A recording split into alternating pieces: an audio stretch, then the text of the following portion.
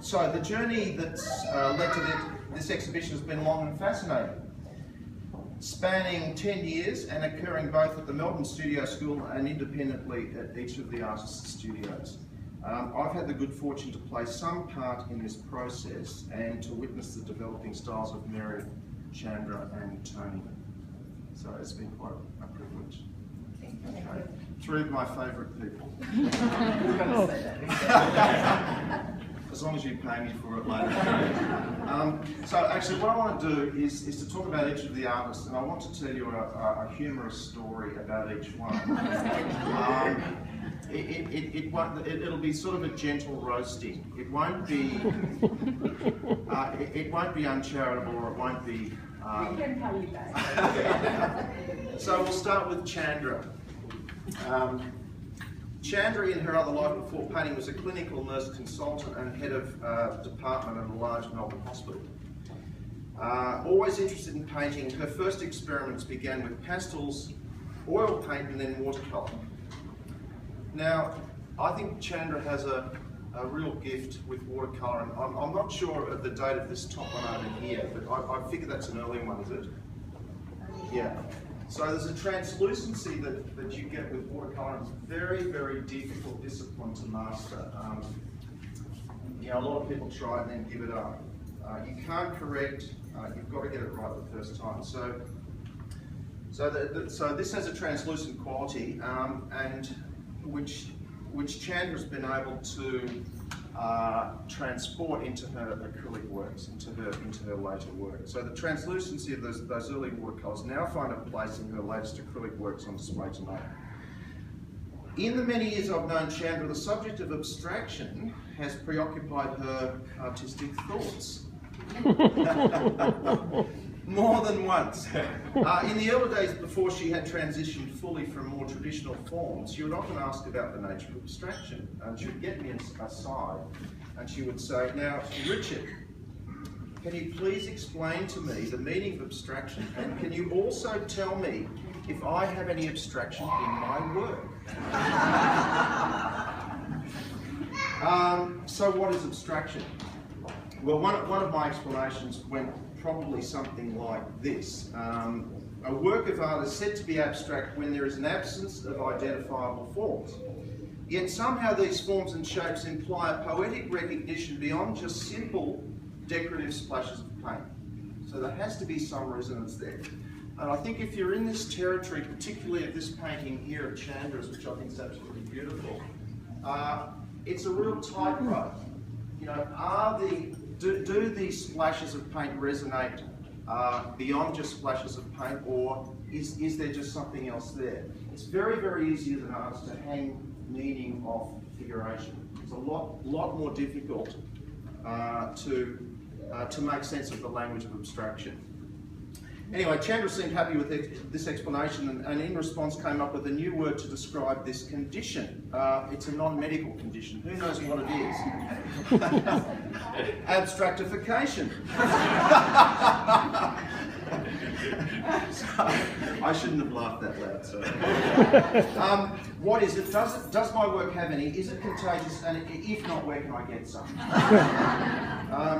So during the early years, Chandra was always intrigued by abstract art, but felt it was beyond her reach, and that is really hard to believe when you look at these works. That lack of confidence I find quite staggering.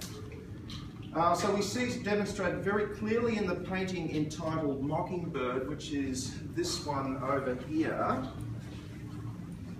Beautiful work. Has a lot of attributes of watercolour. Very poignant work, which Chandra described, and I had to write this down because she said it very quickly, and I don't know that she wanted me to write it down, but anyway, she describes it as an image of a frightened child being consoled by her mother. So you can see that lyrical line happening, but somehow not illustrating the figure, but implicit in the mark is the information about the figure. So the mark is able to operate in a very lyrical way, but also there's information about of a poetic nature. This is the painting of the Silver Lining, which is this big abstract, is arguably the most, arguably the most abstract of her work, and it shows a sensuous combination of gestural line and colour balance relations. Carefully balanced colour relations.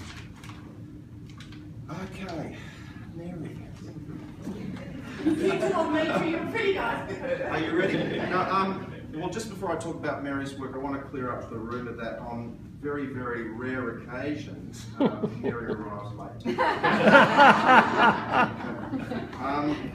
Something about stopping at Degani's and getting a coffee really quickly. I have no idea where this rumour started, but I have to say it's completely unfounded. Mary, your punctuality this term has been exemplary. So Mary has come to the visual arts over the last 10 years following a celebrated career as an author on feminist and social justice issues. Mary is a compassionate person. She also displays a wonderful empathy in her communication with people. With this background, it's no surprise that her painting has evolved into a semi-figurative language, combining powerful narratives surrounding the human experience. Her expressive colours and luscious paint combine with intriguing narratives in painting like Inner World, number 13, and Delacroix Deconstructed, number 19. This is really worth a close look.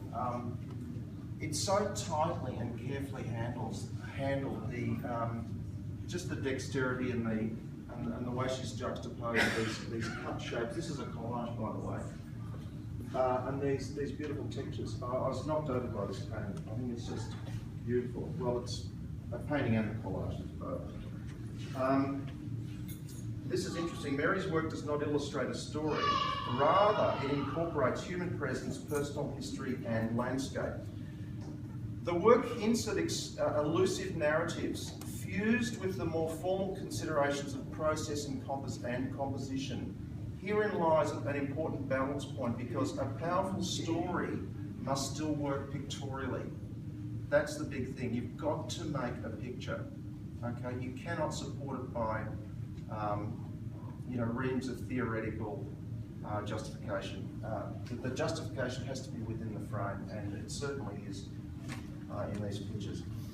In Mary's artist statement, she says, "I seldom come to my art with a fully conceived idea. I work intuitively, and the narrative emerges as the painting evolves."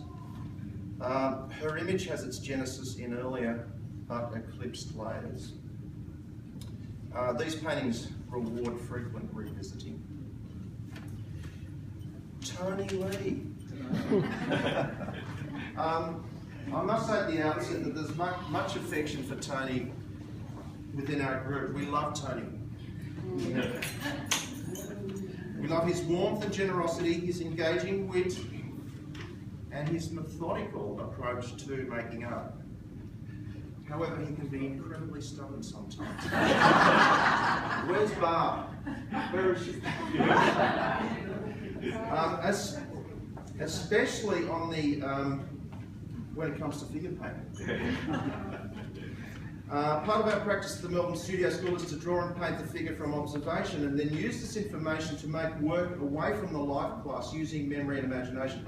After many years of trying to enthuse Tony in the joys of figure painting and him grappling with the problem, he finally came up with an answer to the apparent conflict of interest. Can someone get that?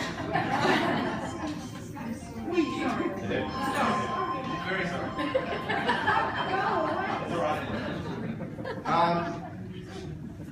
So the joys of figure painting, grappling with the problem of figure painting. He finally came up with an answer to the apparent conflict of interest in one of his most memorable pronouncements, and I quote, "Figures are for caressing, landscape is for painting."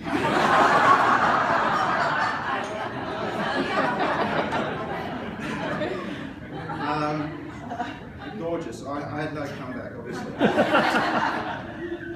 I totally agree.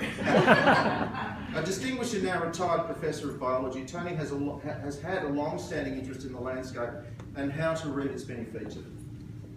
Any artist painting landscape today must, in my opinion, spend time looking at the work of Cézanne.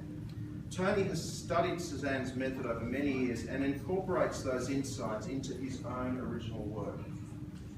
I think there's a good balance in his paintings between what is seen and experienced on site. For example, this beautiful painting of the Yu-Yangs here, and the view out towards Corio Bay, on the one hand, and how that experience is distilled back in the studio. For example, number 41, which is this one next to the door, the Eclipse of Waterville. So there's a lovely balance between the immediate sensation of the landscape, finding an equivalent mark for that, finding a metaphor for that, not illustrating that, and then coming back in the studio and putting that through an internal filter to enable you to make works that evoke what you've seen in the landscape without describing it in a literal way. And these would be two more examples of that. Okay, and of course the two paintings. So in conclusion, I believe there are particular qualities necessary to make good painting and drawing, and I believe these qualities are present in Tony, Chandra and Mary's work. They are a spirit of search and inquiry, an interest in materials and process, an openness to the possibility of serendipitous accident, the courage to embrace authorship and the ambition to make original and authentic work, a commitment to skillful and labour-intensive methods, the confidence to think through the art, trusting in manual dexterity forged through years of patient drawing practice. All these qualities, these three artists have in spades. So finally, I would like to declare this show and leave you with this quote by William Kentridge, that fantastic South African artist. He says, "Uncertainty needs to be given a space to flourish in the work, to enable the artist to come out with something more than could be predicted in advance of the making." Thank you.